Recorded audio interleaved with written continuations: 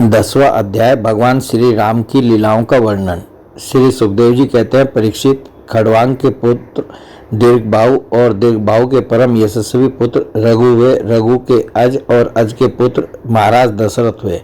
देवताओं की प्रार्थना से साक्षात परब्रह्म परमात्मा भगवान श्री हरि ही अपने अंशांश से 4 रूप धारण करके राजा दशरथ के पुत्र हुए। उनके नाम थे राम, लक्ष्मण, भरत और शत्रुघ्न।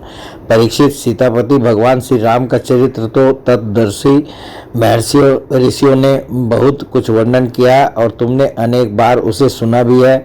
भगवान श्री राम ने अपने पिता राजा दशरथ के सत्य की रक्षा के लिए राजपाट छोड़ दिया और वे वन वन में फिरते रहे। उनके चरण कमल इतने सुकुमार थे कि परम सुकुमारी श्री जानकी जी के कर कमलों का स्पर्श भी उनसे सहन नहीं होता था। वे ही चरण जब वन में चलते चलते थक जाते तब हनुमान और लक्ष्मण उन्हें दबा दबा कर उनकी थकावट मिटाते। शूर्पणखा को नाक कान काटकर विरूप कर देने के कारण उन्हें अपनी प्रियतमा श्री जानकी जी का वियोग भी सहना पड़ा। इस वियोग के कारण क्रोधवश उनकी भौहें तन गई, जिन्हें देखकर समुद्र तक भयभीत हो गया। इसके बाद उन्होंने समुद्र पर पुल बांधा और लंका में जाकर दुष्ट राक्षसों के जंगल को दावाग्नि के समान दग्ध कर दिया। वे कौशल नरेश हमारी रक्षा करें। भगवान श्री राम ने विश्वामित्र के यज्ञ में लक्ष्मण के सामने ही मारीच आदि राक्षसों को मार डाला। वे सब बड़े बड़े राक्षसों की गिनती में थे। परीक्षित, जनकपुर में सीता जी का स्वयंवर हो रहा था। संसार के चुने हुए वीरों की सभा में भगवान शंकर का वह भयंकर धनुष रखा हुआ था। वह इतना भारी था कि 300 वीर बड़ी कठिनाई से उसे स्वयंवर सभा में ला सके थे। भगवान श्री राम ने उस धनुष को बात की बात में उठाकर उस पर डोरी चढ़ा दी और खींचकर बीचों बीच से उसके 2 टुकड़े कर दिए। ठीक वैसे ही जैसे हाथी का बच्चा खेलते खेलते ईख तोड़ डाले। भगवान ने जिन्हें अपने वक्षस्थल पर स्थान देकर सम्मानित किया है वे श्री लक्ष्मीपति जी ही सीता के नाम से जनकपुर में अवतीर्ण हुई थी। वे गुणशील अवस्था, शरीर के गठन और सौंदर्य में सर्वथा भगवान श्री राम के अनुरूप थी। भगवान ने धनुष तोड़कर उन्हें प्राप्त कर लिया। अयोध्या को लौटते समय मार्ग में उन परशुराम जी से भेंट हुई, जिन्होंने 21 बार पृथ्वी को राजवंश से के बीच से भी रहित कर दिया था। भगवान ने उनके बढ़े हुए गर्व को नष्ट कर दिया। इसके बाद पिता के वचन को सत्य करने के लिए उन्होंने वनवास स्वीकार किया। यद्यपि महाराज दशरथ ने अपनी पत्नी के अधीन होकर ही उसे वैसा वचन दिया था, फिर भी वे सत्य के बंधन में बंध गए थे। इसलिए भगवान ने अपने पिता की आज्ञा से व्यवधार्य कर राज्य, लक्ष्मी, प्रेमी, हितैषी, मित्र और महलों को वैसे ही छोड़कर अपनी पत्नी के साथ यात्रा की जैसे मुक्त संग योगी प्राणों को छोड़ देता है। वन में पहुंचकर भगवान ने राक्षस राज रावण की बहन शूर्पणखा को विरूप कर दिया, क्योंकि उसकी बुद्धि बहुत ही कलुषित काम वासना के कारण अशुद्ध थी। उसके पक्षपाती खर, दूषण, त्रिशिरा आदि प्रधान भाइयों को, जो संख्या में 14,000 थे, हाथ में महान धनुष लेकर भगवान श्री राम ने नष्ट कर डाला और अनेक प्रकार की कठिनाइयों से परिपूर्ण वन में वे इधर उधर विचरते हुए निवास करते रहे। परीक्षित, जब रावण ने सीता जी के रूप, गुण, सौंदर्य आदि की बात सुनी तो उसका हृदय काम वासना से आतुर हो गया। उसने अद्भुत हरिण के वेश में मारीच को उनकी पर्णकुटी के पास भेजा। वह धीरे धीरे भगवान को वहां से दूर ले गया। अंत में भगवान ने अपने बाण से उसे बात की बात में वैसे ही मार डाला जैसे दक्ष प्रजापति को वीरभद्र ने मारा था। जब भगवान श्री राम जंगल में दूर निकल गए तब लक्ष्मण की अनुपस्थिति में नीच राक्षस रावण ने भेड़िए के समान विदेह नंदिनी सुकुमारी श्री सीता जी को हर लिया। तदंतर में अपनी प्राण प्रिया सीता जी से बिछुड़कर अपने भाई लक्ष्मण के साथ वन वन में दिन की भांति घूमने लगे और इस प्रकार उन्होंने यह शिक्षा दी कि जो स्त्रियों में आसक्ति रखते हैं उनकी यही गति होती है। इसके बाद भगवान ने उस जटायु का दाह संस्कार किया, जिसके सारे कर्म बंधन भगवत सेवा रूप कर्म से पहले ही भस्म हो चुके थे। फिर भगवान ने कबंध का संहार किया और उसके अनंतर सुग्रीव आदि वानरों से मित्रता करके बाली का वध किया। तदंतर वानरों के द्वारा अपनी प्राण प्रिया का पता लगवाया। ब्रह्मा और शंकर जिनके चरणों की वंदना करते हैं, वे भगवान श्री राम मनुष्य किसी लीला करते हुए बंदरों की सेना के साथ समुद्र तट पर पहुंचे। वहां उपवास और प्रार्थना से जब समुद्र पर कोई प्रभाव न पड़ा, तब भगवान ने क्रोध की लीला करते हुए अपनी उग्र एवं टेढ़ी नजर समुद्र पर डाली। उसी समय समुद्र के बड़े बड़े मगर और मत्स्य खलबला उठे। डर जाने के कारण समुद्र की सारी गर्जना शांत हो गई। तब समुद्र शरीरधारी बनकर और अपने सिर पर बहुत सी भेंटें लेकर भगवान के चरण कमलों की शरण में आया और इस प्रकार कहने लगा, अनंत, हम मूर्ख हैं, इसलिए आपके वास्तविक स्वरूप को नहीं जानते। जाने भी कैसे? आप समस्त जगत के एकमात्र स्वामी, आदि कारण एवं जगत के समस्त परिवर्तनों में एक रस रहने वाले हैं। आप समस्त गुणों के स्वामी हैं, इसलिए जब आप सत्वगुण को स्वीकार कर लेते हैं, तब देवताओं की रजोगुण को स्वीकार कर लेते हैं, तब प्रजापतियों की और तमोगुण को स्वीकार कर लेते हैं, तब आपके क्रोध से रुद्रगण की उत्पत्ति होती है। वीर शिरोमणि, आप अपनी इच्छा के अनुसार मुझे पार कर जाइए और त्रिलोकी को रुलाने वाले विसर्वा के कुपूत रावण को मारकर अपनी पत्नी को फिर से प्राप्त कीजिए। परंतु आपसे मेरी एक प्रार्थना है, आप यहाँ मुझ पर एक पुल बांध दीजिए, इससे आपके यश का विस्तार होगा और आगे चलकर जब बड़े बड़े नरपति दिग्विजय करते हुए यहाँ आएंगे, तब वे आपके यश का गान करेंगे।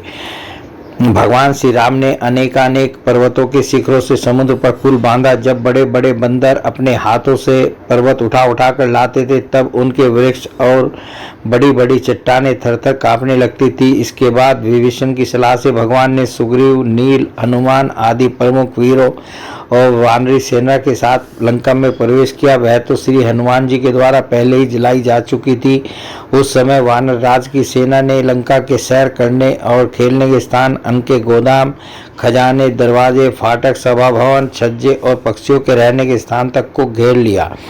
उन्होंने वहां की वेदी, ध्वजाएं, सोने के कलश और चौराहे तोड़ फोड़ डाले। उस समय लंका ऐसी मालूम पड़ रही थी जैसे झुंड के झुंड हाथियों ने किसी नदी को मथ डाला हो। यह देखकर राक्षस राज रावण ने निकुंभ, कुंभ, धूम्राक्ष, दुर्मुख, सुरांतक, नरांतक, प्रहस्त, अतिकाय, विकंपन आदि अपने सब अनुचरों, पुत्र मेघनाद और अंत में भाई कुंभकर्ण को भी युद्ध करने के लिए भेजा। राक्षसों की वह विशाल सेना तलवार, त्रिशूल, धनुष, प्रास, रिष्ट, शक्ति, बाण, भाले, खड़ आदि शस्त्र अस्त्र से सुरक्षित और अत्यंत दुर्गम थी। भगवान श्री राम ने सुग्रीव, लक्ष्मण, हनुमान, गंध, मादन, नील, अंगद, जामवान और पनस आदि वीरों को अपने साथ लेकर राक्षसों की सेना का सामना किया। रघुवंश शिरोमणि, भगवान श्री राम के अंगद आदि सब सेनापति राक्षसों की चतुरंगिनी सेना, हाथी, रथ, घोड़सवार और पैदलों के साथ द्वंद्व युद्ध की रीति से भिड़ गए और राक्षसों को वृक्ष, पर्वत शिखर, गदा और बाणों से मारने लगे। उनका मारा जाना तो स्वाभाविक ही था, क्योंकि वे उसी रावण के अनुचर थे जिसका मंगल श्री सीता जी को स्पर्श करने के कारण पहले ही नष्ट हो चुका था। जब राक्षस राज रावण ने देखा कि मेरी सेना का तो नाश हुआ जा रहा है, तब वह क्रोध में भरकर पुष्पक विमान पर आरूढ़ हो भगवान श्री राम के सामने आया। उस समय इंद्र का सारथी मातृ बड़ा ही तेजस्वी दिव्य रथ लेकर आया और उस पर भगवान श्री राम जी विराजमान हुए। रावण अपने तीखे बाणों से उन पर प्रहार करने लगा।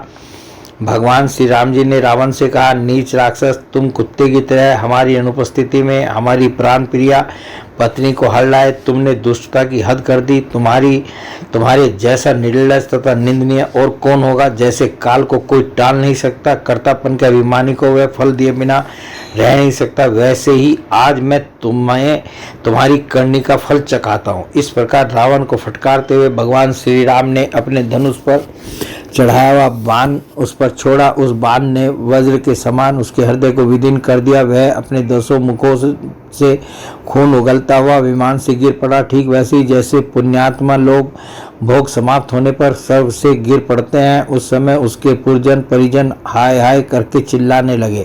तदंतर हजारों राक्षसियां मंदोदरी के साथ रोती हुई लंका से निकल पड़ी और रणभूमि में आई। उन्होंने देखा कि उनके सवजन संबंधी लक्ष्मण जी के बाणों से छिन्न होकर पड़े हुए हैं। वे अपने हाथों अपनी छाती पीट पीट कर और अपने सगे संबंधियों को हृदय से लगा लगा कर ऊंचे स्वर से विलाप करने लगी। हाय हाय स्वामी, आज हम सब बेमौत मारी गई। एक दिन वह था जब आपके भय से समस्त लोकों में त्राही त्राही मच जाती थी। आज वह दिन आ पहुंचा कि आपके न रहने से हमारे शत्रु लंका की दुर्दशा कर रहे हैं और यह प्रश्न उठ रहा है कि अब लंका किसके अधीन रहेगी। आप सब प्रकार से संपन्न थे, किसी भी बात की कमी न थी, परंतु आप काम के वश हो गए और यह नहीं सोचा कि सीता जी कितनी तेजस्विनी है और उनका कितना प्रभाव है। आपकी यही भूल आपकी इस दुर्दशा का कारण बन गई। कभी आपके कामों में हम सब और समस्त राक्षस वंश आनंदित होता था और आज हम सब तथा यह सारी लंका नगरी विधवा हो गई। आपका वह शरीर जिसके लिए आपने सब कुछ कर डाला आज गिद्धों का आहार बन रहा है और अपने आत्मा को आपने नरक का अधिकारी बना डाला। यह सब आपकी ही नासमझी और कामुकता का फल है। श्री सुखदेव जी कहते हैं, परीक्षित, कौशलाधीश भगवान श्री रामचंद्र जी की आज्ञा से विभीषण ने अपने सज्जन संबंधियों का पितृयज्ञ की विधि से शास्त्र के अनुसार अंत्येष्टिकरण किया। इसके बाद भगवान श्री राम ने अशोक वाटिका के आश्रम में अशोक वृक्ष के नीचे बैठी हुई श्री सीता जी को देखा।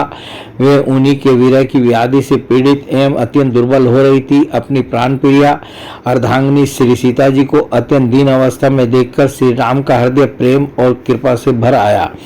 इधर भगवान का दर्शन पाकर सीता जी का हृदय प्रेम और आनंद से परिपूर्ण हो गया। उनका मुख कमल खिल उठा।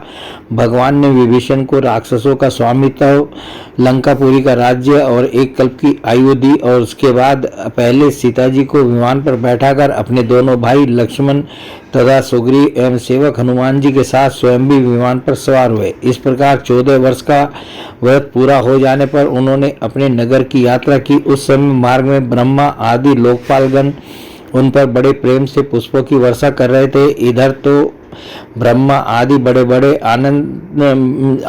आनंद से भगवान की लीलाओं का गान कर रहे थे और उधर जब भगवान को यह मालूम हुआ कि भरत जी केवल गौमूत्र में पकाया हुआ जौ का दलिया खाते हैं, वलकल पहनते हैं और पृथ्वी पर डाब बिछाकर सोते हैं एवं उन्होंने जटाएं बढ़ा रखी हैं, तब वे बहुत दुखी हुए। उनकी दशा का स्मरण कर परम करुणाशील भगवान का हृदय भर आया। जब भरत को मालूम हुआ कि मेरे बड़े भाई भगवान श्री राम जी आ रहे हैं, तब वे पूर्ववासी मंत्री और पुरोहितों को साथ लेकर एवं भगवान की पादुकाएं सिर पर रखकर उनकी अगवानी के लिए चले। जब भरत जी अपने रहने के स्थान नंदीग्राम से चले, तब लोग उनके साथ साथ मंगल गान करते बाजे बजाते चलने लगे। वेदवादी ब्राह्मण बार बार वेद मंत्रों का उच्चारण करने लगे और उसकी ध्वनि चारों ओर गूंजने लगी। सुनहरी कामदार पताकाएं फहराने लगी। सोने के मंडे हुए तथा रंग बिरंगी ध्वजाओं से सजे हुए रथ, सुनहरे साज से सजाए हुए सुंदर घोड़े और सोने के कवच पहने हुए सैनिक उनके साथ साथ चलने लगे। सेठ, साहूकार, श्रेष्ठ वारांगनाएं, पैदल चलने वाले सेवक और महाराजाओं के योग्य छोटी बड़ी सभी वस्तुएं उनके साथ चल रही थी। भगवान को देखते ही प्रेम के उद्रेक से भरत जी का हृदय गदगद हो गया। नेत्रों में आंसू छलक आए। वे भगवान के चरणों पर गिर पड़े। उन्होंने प्रभु के सामने उनकी पादुकाएं रख दी और हाथ जोड़कर खड़े हो गए। नेत्रों से आंसू की धारा बहती जा रही थी। भगवान ने अपने दोनों हाथों से पकड़कर बहुत देर तक भरत जी को हृदय से लगाए रखा।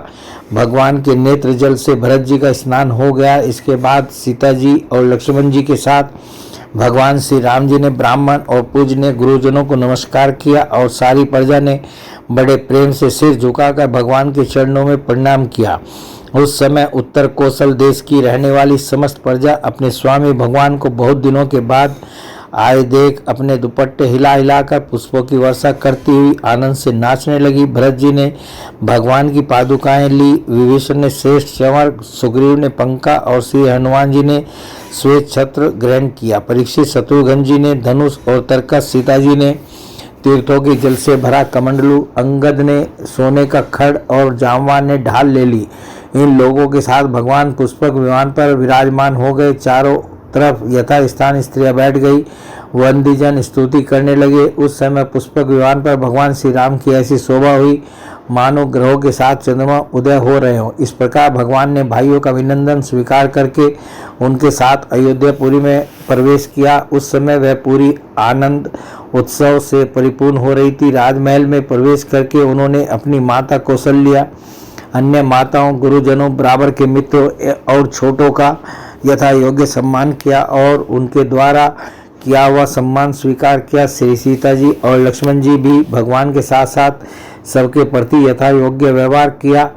उस समय जैसे मृतक शरीर में प्राणों का संचार हो जाए, वैसे ही माताएं अपने पुत्रों के आगमन से हर्षित हो उठी। उन्होंने उनको अपनी गोद में बैठा लिया और अपने आंसुओं से उनका अभिषेक किया। उस समय उनका सारा शोक मिट गया। इसके बाद वशिष्ठ जी ने दूसरे गुरुजनों के साथ विधि पूर्वक भगवान की जटा उतरवाई और बृहस्पति ने जैसे इंद्र का अभिषेक किया था, वैसे ही चारों समुद्रों के जल आदि से उनका अभिषेक किया। इस प्रकार सिर से स्नान करके भगवान श्री राम ने सुंदर वस्त्र, पुष्पमालाएं और अलंकार धारण के सभी भाइयों और श्री जानकी जी ने भी सुंदर सुंदर वस्त्र और अलंकार धारण किए। उनके साथ भगवान श्री राम जी अत्यंत शोभायमान हुए। भरत जी ने उनके चरणों में गिरकर उन्हें प्रसन्न किया और उनके आग्रह करने पर भगवान श्री राम ने राज सिंहासन स्वीकार किया। इसके बाद में अपने अपने धर्म में तत्पर तथा वर्णाश्रम के आचार को निभाने वाली प्रजा का पिता के समान पालन करने लगे। उनकी प्रजा भी उन्हें अपना पिता ही मानती थी। परीक्षित, जब समस्त प्राणियों को सुख देने वाले परम धर्मज्ञ भगवान श्री राम राजा हुए तब था तो त्रेता युग, परंतु मालूम होता था मानो सतयुग ही है। परीक्षित, उस समय वन, नदी, पर्वत, वर्ष, द्वीप और समुद्र सबके सब प्रजा के लिए कामधेनु के समान समस्त कामनाओं को पूर्ण करने वाले बन रहे थे। इंद्रियातीत भगवान श्री राम के राज्य करते समय किसी को मानसिक चिंता या शारीरिक रोग नहीं होते थे। बुढ़ापा, दुर्बलता, दुख, शोक, भय और थकावट नाम मात्र के लिए भी नहीं थे। यहाँ तक कि जो मरना नहीं चाहते थे उनकी मृत्यु भी नहीं होती थी। भगवान श्री राम ने एक पत्नी का व्रत धारण कर रखा था। उनके चरित्र अत्यंत पवित्र एवं राज ऋषियों के से थे। वे ग्रस्तोचित स्वधर्म की शिक्षा देने के लिए स्वयं उस धर्म का आचरण करते थे। सती शिरोमणि सीता जी अपने पति के हृदय का भाव जानती रहती। वे प्रेम से, सेवा से, शील से, अत्यंत विनय से तथा अपनी बुद्धि और लज्जा आदि गुणों से अपने पति भगवान श्री राम का चित्त चुराती रहती थी। बोले भगवान श्री कृष्ण की जय। बोले भगवान श्री रामचंद्र जी की जय।